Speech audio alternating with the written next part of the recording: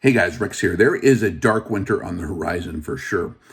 Diesel is running low. A lot of people are talking about the diesel reserves, and if something screwy happened, that could really throw a monkey wrench into your life. Likewise, you can see elsewhere in the world, in conflict zones, the dark winter has arrived because of war. And you don't want to be in a position to where you're absolutely at the mercy of whoever controls the pipes. When you're at the mercy of someone else who controls what you need to live, you're not really free. And you can pretend how tough you're going to be when the time comes or not. The reality will show itself, right? Like, oh yeah, like we're going to fight them off, Rex. We're not going to get the mark right in between our foreheads and on our right hands. We're not going to do it because we don't believe in that kind of thing. Yeah, but like right now you're planning on going to get a cupcake at Perkins, see? Do you make your own cupcakes? Can you feed yourself without having to submit yourselves to mommy and daddy government or the system as it lays now? Because I'm telling you, we've learned over the last 3 years with what I lovingly refer to as El Pocius Maximus. Remember that? Remember the last 3 years, guys? Everyone talks a good game until they put your feet to the fire. Yeah, but you're actually not going to have a job unless you do this now. Ooh, now the tone changes. Now we make excuses and backpedal and adjust our worldview and try to rationalize it. It's just how it is. So resilience is what my brother TJ continuously preaches on his channel too, is something that is important. In the universe, guys, you can either be a participant or an observer. You can participate in your destiny, or you can observe what is laid out before you and allow mommy and daddy government to decide how you're going to do stuff. We have been trained since birth to be observers. We are trained since birth to watch TV, to be programmed by television, to observe what the teacher tells us, to simply believe things, not question anything, just take it all in, suck it up, whatever. Participating in our own destiny is a muscle that we're all somewhat weak on, right? Unless you're like a mountain man, literally, or Amish, right? You probably are not watching this then. Okay? So what usually happens is the obstruction to this deal and people getting into it is, paralyzed by the logistics. It's paralysis through analysis, okay? Very, very, we all fall into that. Like, okay, for example, you're worried about the lights going out. Well, if you're worried about the lights going out, you can sit there and watch YouTube videos all day about how the lights are going to go out. It's coming, people. The lights are going to turn off. You're not going to be able to read your books at night. It's going to be so dark. It's going to be there's no lights. Well, what do? And a lot of us think in terms of like, okay, I need a generator. That's like $5,000. I need to wire it in. That's another $10,000. I need all this. Or you got to look at different options, right? You got to be able to weigh options using math in an efficient way to decide what's the easiest way to keep the lights on. Buy a candle. Check. How long does that work for? A day. Got a couple emergency candles. Now you have the lights on for a day. That's a head start. Buy a box of tea candles off of Amazon. Okay. You can do that. Buying things, right? You can make candles, right? Or if you want to get hardcore, you can figure out, okay, if I have a kerosene lantern, how long does that last, on a certain amount of fuel? You can just look that up you got Google, man, look it up. And then you can say, okay, I need this much kerosene. I'm going to go down to Sadowski Oil Company and buy a couple 55-gallon drums of kerosene for less than $100 or whatever it is. And then a lantern and a backup lantern in case I break it. And then like several giant, huge rolls of the however much of the lantern wick you need. There. Now you've done something. You participated in the universe rather than observe the incoming peril to where you run, mommy, daddy, government, look, the danger's coming. Well, you better probably do all these horrific things, before we'll help you. Okay, whatever you say, just help me, mommy. Or you can do it. It's not that expensive usually. You'd be surprised, right? So let's take a look at another example. Food, right? I mean, the same thing. It's paralysis through analysis. You need how many calories per day? 3,300, 3,500, depends on how hard you're working, how old you are, right? What you need to eat. Okay, well, figure that out. Read the labels on the stuff, buy that amount of stuff for a day, see how much that is, multiply that by how long you anticipate the deal to be, calculator, and then, boop, okay. When we go to the grocery store, you don't have to do it all at once, man. A little more here, a little more here, a little more here. All of a sudden, you pile it up. Okay? One that is very important that people don't realize, and they're seeing it. They are experiencing it right now in Europe.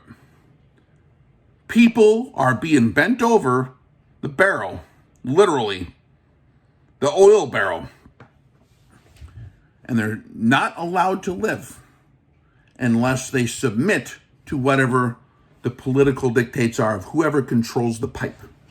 Who controls the pipe? It's all leverage and power, guys.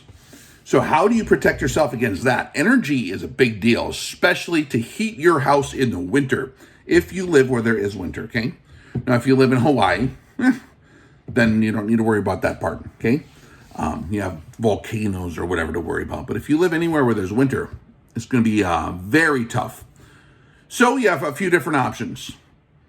You need to determine and quantify and really inventory and assess what you need to live. Now, this is something I created for you guys. You guys ready for this? I'm going to show you something. I'm going to give this to give this information to you. And if you're on Patreon, you'll actually have the file, because I give my patrons the file here. Hit the right button. Okay, this is the RX Dark Winter Fuel Logistics template that I built for myself. And then I said, I'm going to make this a little bit more snazzied up so I can share it with people. Where I am at, the winter is half the year, and you will die. It's cold enough to kill you. It's kill you cold. It's terrible. Very, very cold, which is awesome because my population density is extremely low, so I don't need to worry about that, but I do need to worry about the weather. You do have to fight the winter off. And the problem is, all right, how much fuel do I need? And is it on a pipe? Or can I get it here now? You know, if you live in the woods, you realize that if you cut wood, cutting wood is not for free.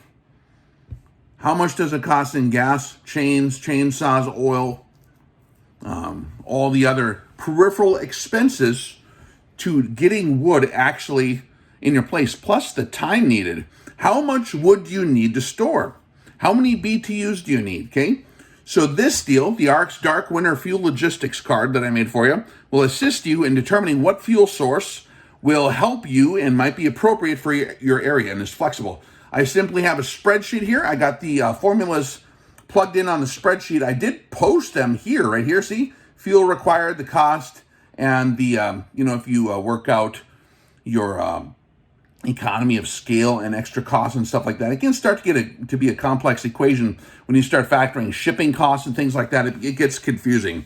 And so when you're trying to negotiate with someone to deliver a truckload of coal and you're trying to find out how much it is going to, you're trying to figure out how much, negotiating you need to do with the truck driver to see, or with the person selling the coal, for example, to where you break even versus propane or fuel oil. What's the best option where you're at? Because there are dynamic cost effects that are tricky. So first off, over here, I'm going to show you kind of what we have going on. Basically, if you're on Patreon, you have access to this. If you're on YouTube, don't even ask for it. Come over to Patreon. I'll just give it to you there. But in the blue, you can edit all these fields, and then the red and the green stuff will change for you. It'll put it through the math for you, so you don't have to sit there. And it takes a while to kind of like, okay, unless you're doing this all the time. There's like, if you're a spreadsheet guy, if you're a computer guy, this might be easy. So as I know a lot of you aren't. So this will help you. This is a tool I meant to help the patrons, okay? But basically we have, how many BTUs does it take to heat your house for a year? That's the one number you're gonna have to figure out, okay? I can't know. If you're in Miami, I don't know.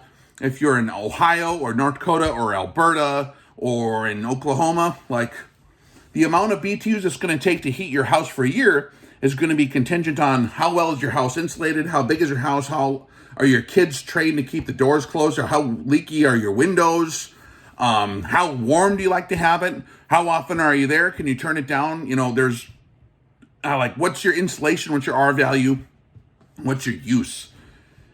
So you're gonna have to research, what does your house use in your area? right? For example, you can call the propane guy. Here's an easy way to do it. Call the propane guy or whatever, or fuel oil guy, and ask them, hey, I got a house. It's 2,500 square feet or whatever it might be, right? Mine's smaller. But how much fuel oil do I need per year, for typically in this area? Like, just to get an idea from houses. I got an old house. And the professionals there should be able to say, oh, you need this many gallons per year. Most houses in this area, that are older ones, will use in between this amount and this amount. Then you'll have an idea. And then you simply figure out how many BTUs fuel oil has, okay? How many BTUs per gallon is fuel oil produce?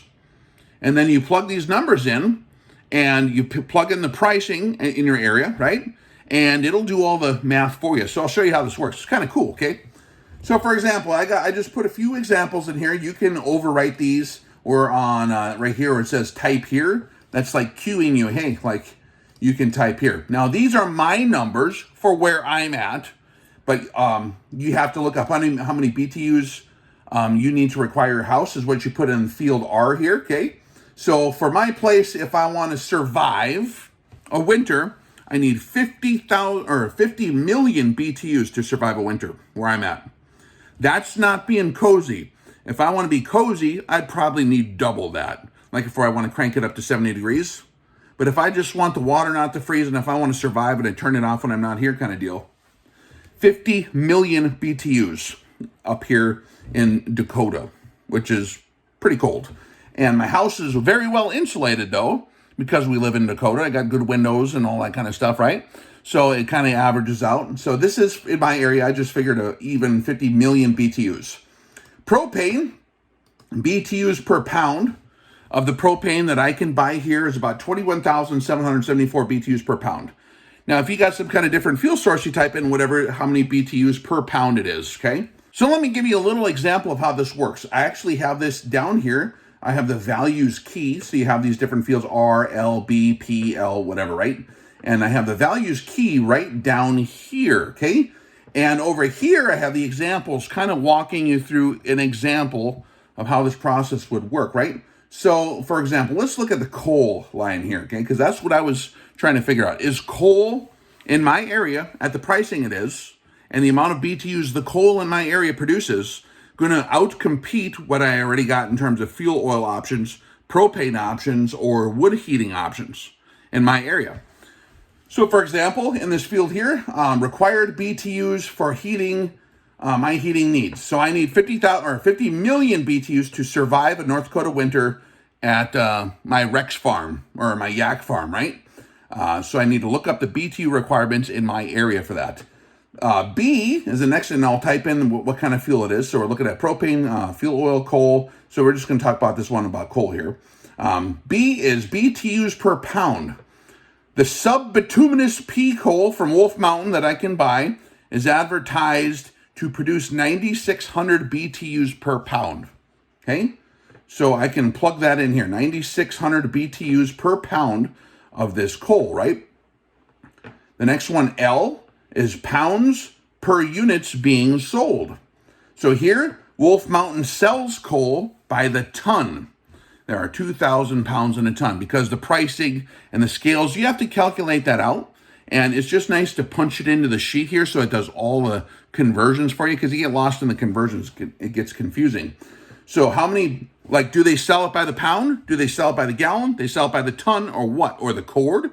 So in this case, coal is sold by the ton. So there's 2,000 pounds per unit, and the units being designated as tons here, okay? Then what's the price per unit? Well, the coal I was looking at was $71 a ton from Wolf Mountain for the sub-bituminous coal, the coal I was looking at. If I buy it from a different outfit, I can change the number here to $40 a ton for lignite. That's a lot closer too, but the BTUs are not as good, right? So then it's going to figure out my BTUs I need to survive the winter and all the cost effects, right? So there's the price per unit, $71 a ton. Let me go to column V, units shipped, the volume of total units being shipped. This is a field you're going to use if you have to figure out economy of scale, because sometimes you buy, for example, coal by the truckload.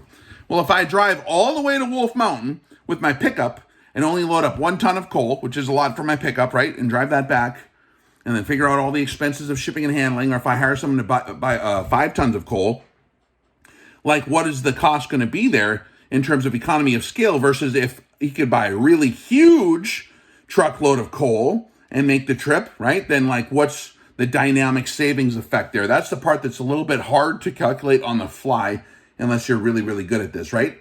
So basically, he can haul 34 tons of coal at this price or whatever, right? So H, handling or shipping and any other relating expenses. So let's say Ross's truck can hold 34 tons of coal, and Rex's yak farm is pretty far away, so he has to charge me $5,000, which is actually what he's charging me. I guessed and I was right. But he has to charge me $5,000 for shipping and handling for coal. Well, now the numbers are all screwed up because that's like a lot of money for coal, right? So it's cheap at $70 a ton, right? And I only need a little bit to keep my house warm per year, right? Like 2.5 tons or whatever it is, which we'll figure out in a minute. But like, how do you factor in that number quickly enough to negotiate the price or to like look at it all balanced out, right? So $5,000, man. So I'm going to type in my shipping and handling costs right here. What's going to happen then once I type in my BTUs and once I type in my BTUs per pound, units, unit price, units shipped, it'll fill in the red field automatically. It'll tell me how many tons of coal or units, if it was gallons, like over here, gallons, right? Or if it was cords of wood, it'll tell me how many units I will need to heat my house for 50,000 BTUs in the winter. The math is all plugged in here, okay? So once I plug in my BTUs needed, required BTUs here, and how many BTUs per pound I have, and what units they sell it in, it'll tell me how many units required to heat my house. So in this case, I need 2.6 tons of coal. Here's the units, and I edit the units there in blue, right? For example, on propane, I need 50,000 BTUs, whatever fuel I'm using. Here's the BTUs per pound, 21,000 BTUs per pound with propane, right?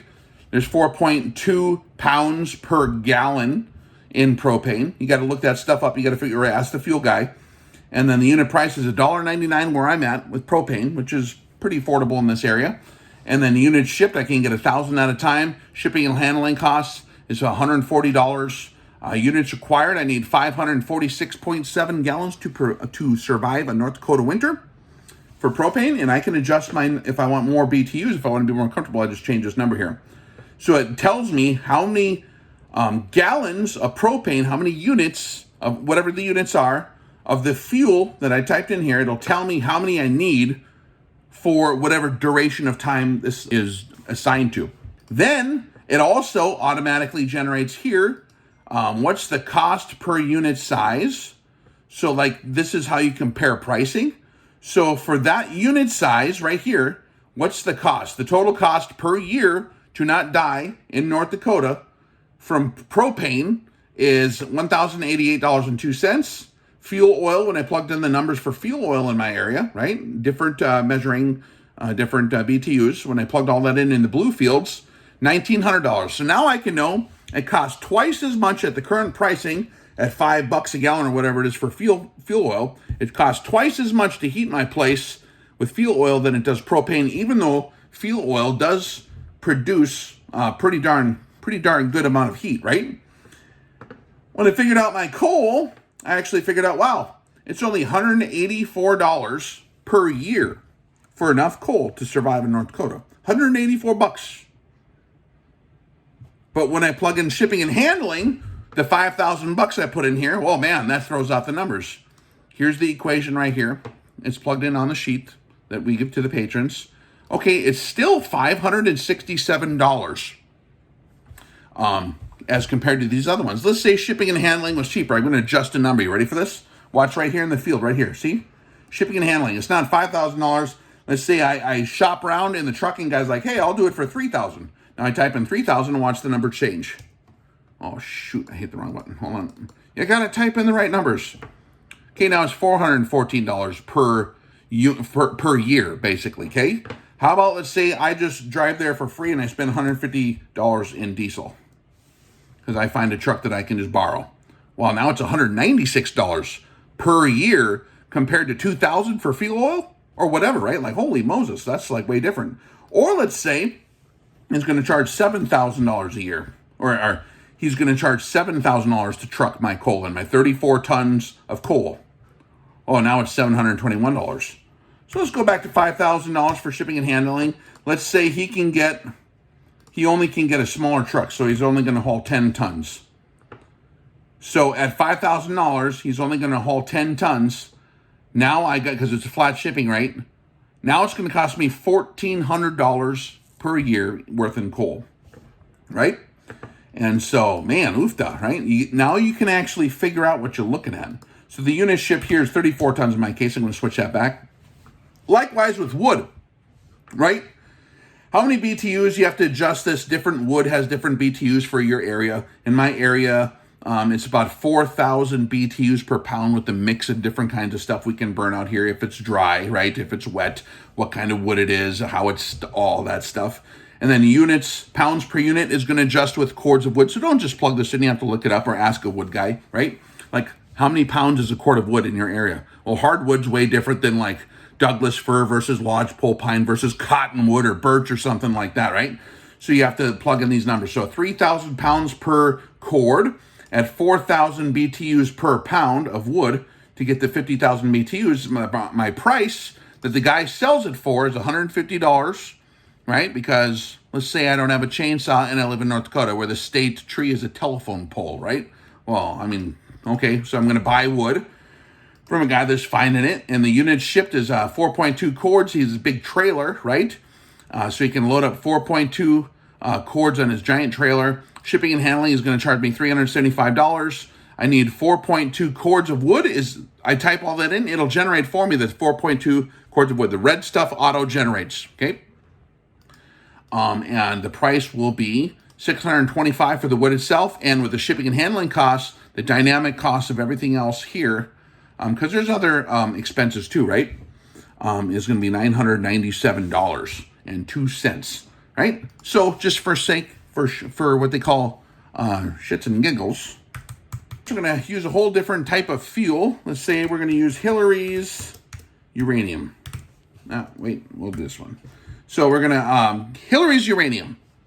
Let's say Hillary's got some uranium for sale on the black market, and her BTUs per pound for uranium is 37 billion BTUs per pound. So that's 1,000, million, billion. 37, there we go. Yep, 37 billion BTUs per pound of her uranium.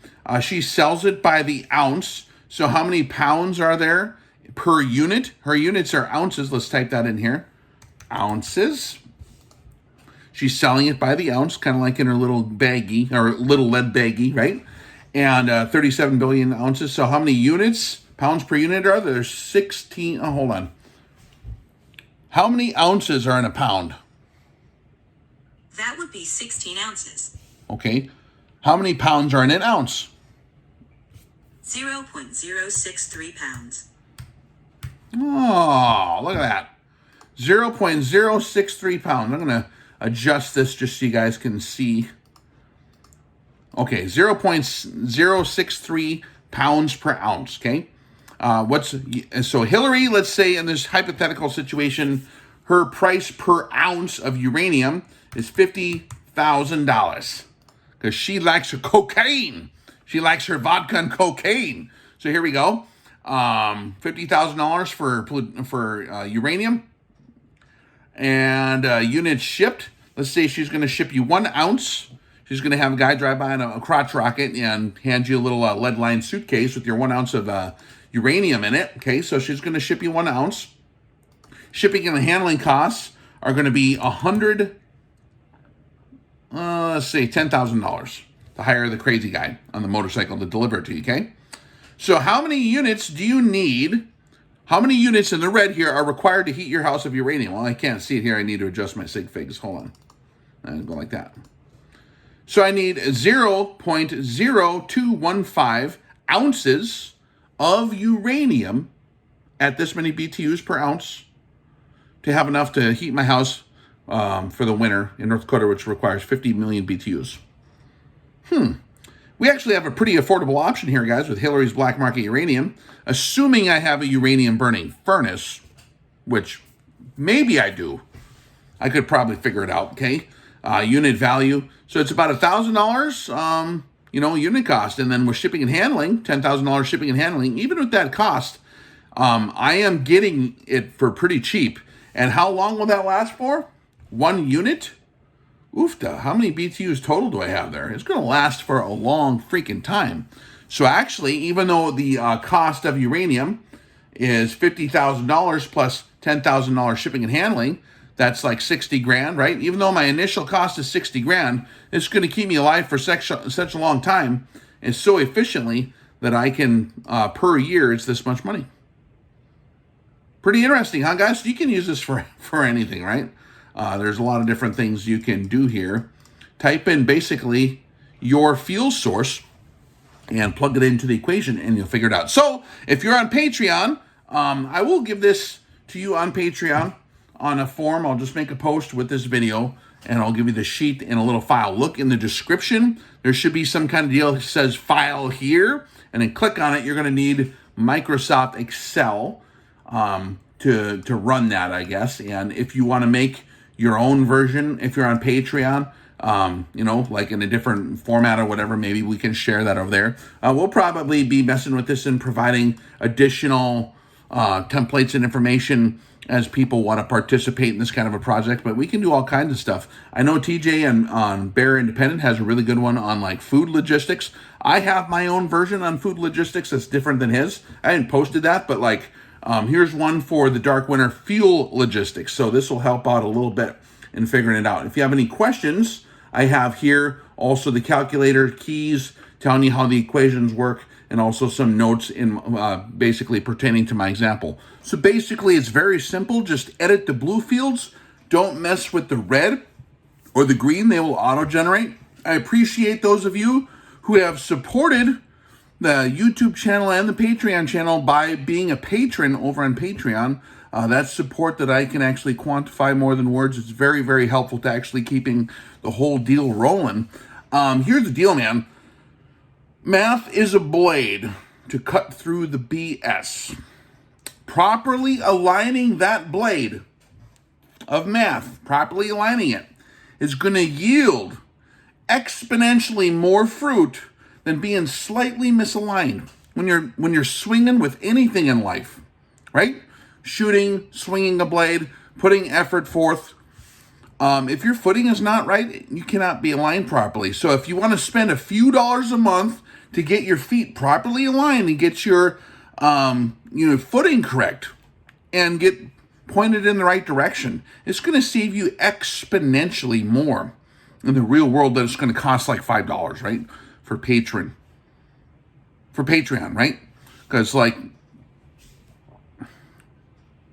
so quit messing around and just join us on Patreon. Plus, we have way more fun over there. We do ridiculous stuff all week over there. Have a lot of fun, funny stuff, all kinds of good stuff. So hopefully this was helpful and find it entertaining for you. You guys have a wonderful, glorious day. We'll catch you over on the other one. All right, Rex out.